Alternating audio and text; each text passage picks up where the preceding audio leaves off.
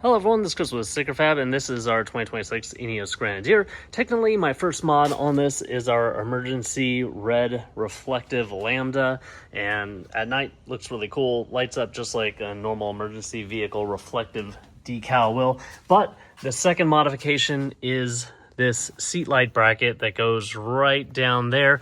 I'll show you in a second. And it gives you about 6 more degrees of pitch in these rear seats.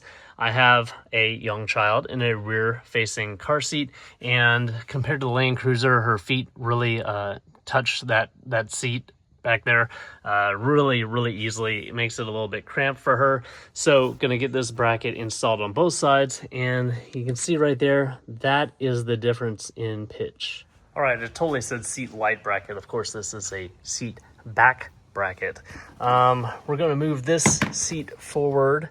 Probably will have to take her car seat out because we have to access this piece of trim right here. All right, so I did think that I needed a car trim tool, but literally, even with little fingernails, stick about 4 fingers in there and just pry back.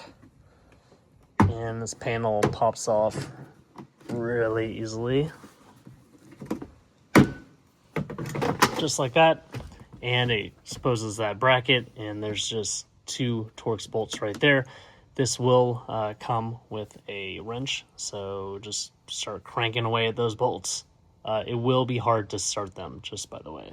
All right, so we have the aftermarket one and the OEM one, and you can see how they've just made this smaller, and it has to connect further back, and that's how you get that 6 degrees of extra pitch. I forgot to mention this. I do recommend wrapping your seatbelt around the seat temporarily, just to give you space to work back here, and so that it just doesn't interfere. But once you get those 2 bolts tightened back down, pop on your trim, really easy to do. Pop it straight on, give it a little pop in the back and the front, and then you are done.